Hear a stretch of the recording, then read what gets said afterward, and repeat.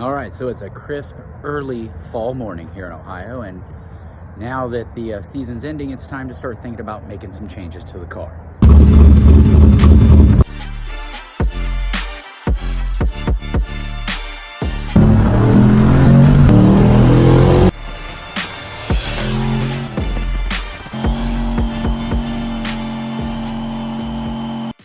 Now, as far as changes go, they're not going to be too extreme, but there's going to be one major change we're going to make here, and that's to the turbo itself on the car. Now, as many of you know, I've been using this GT45 eBay turbo for super long time, and I really have no complaints. This thing has lasted. I've beat the crap out of it. It's awesome. If you're going to build, your first turbo kit and you have the cubes for it, then I would suggest using that turbo because, you really can't kill them. You can't. The LS guys stumbled across this thing on the turbo forums many years ago, and this thing is really unbeatable. And as far as me mentioning cubes, with a 4.6, there's not really many cubes for it. Like the big LS guys and stuff, they get a lot of power, but what happens is this particular turbo on this car gives the car the power band of like a Supra. It's like waiting, and then boom, it hits boost. So I'm seeing boost now probably around 4,200, as I mentioned before, which that's fine. Drivability in town, everything is great, but I still need that mid-range. So we're gonna have to change it up just a little bit.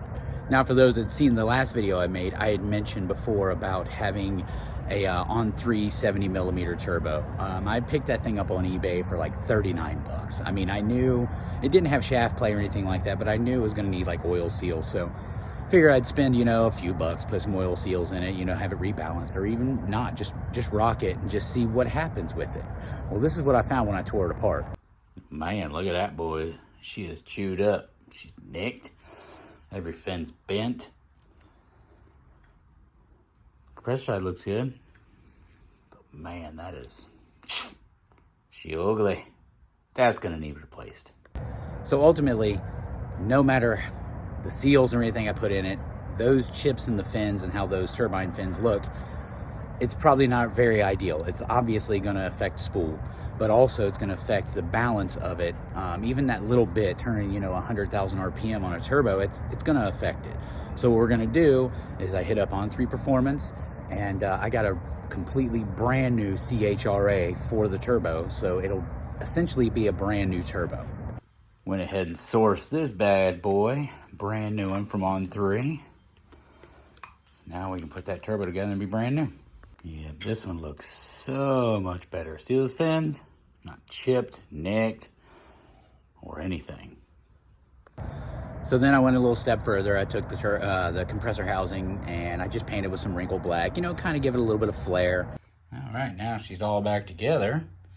Painted up the compressor housing. And then, like I said, this is not some magic turbo or nothing, but this is going to perform a little bit better, I think, than the GT45 for the fact of the size of the turbine housing.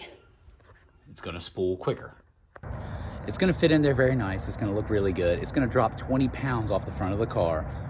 So we're going to shed a little bit of weight, and then that's going to bring on to the next thing we're thinking about doing, and that's tailpipes. I was thinking about, since the car has had the bumper exit exhaust, why not go ahead and look into possibly putting the exhaust back on the car? Now, I love the bumper exit, it's nice, but I've had a few instances where you have that sweet little old lady next to you in traffic and this thing's just brop, right in her window. She has to roll her window up. It's like 85 degrees. She's already sweating her butt off, and you just feel bad. And I also kind of miss that Mustang sound that you get from the car. Now, with me also throwing those on there, it's gonna clear out a little more space in my garage. If you can tell, it's full. It's just got car parts and everything everywhere. There's some other things I'm going to be doing. I'm going to be installing the torque box reinforcements, the support bars underneath. I had a brain fart there. Subframe connectors. We're going to be installing those as well. And if I can, before I change this turbo out, I would like to get this thing to the racetrack. I did add a little bit more boost to it. It's running like 7.5 pounds. Threw a little more timing at it, so I'm at about 13.5 degrees. And on my draggy in the 8th, it's trapping anywhere from 86 to 88 mile an hour. That's pretty good.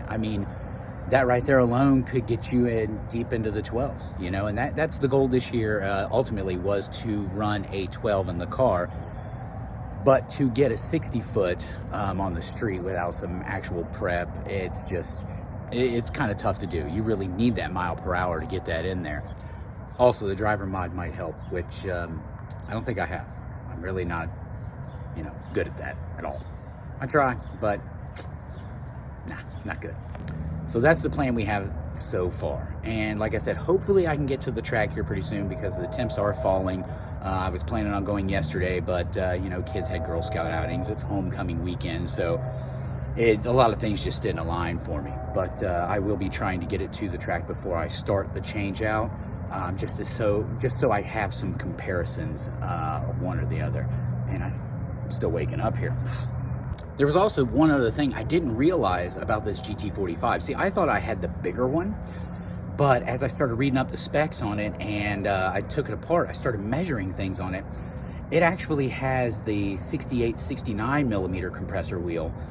So it's not the larger one. It's not like the 76 or 78 that they also sell from like VS Racing or some of those other guys. So this is essentially the baby compressor side and the massive diesel truck turbine side, which explains the spool rate and how long it takes to spool.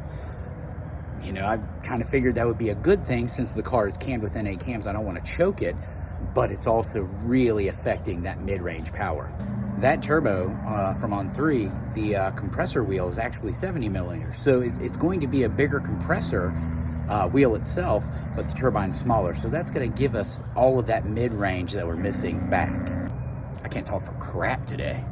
So hopefully the next video is me either at the track with this setup here, or me just taking the draggy out. There's not really a lot of places you can go test this thing out safely, and I'm not one to put people in an unsafe environment either. So if I can do it at the track, I'm gonna do it there.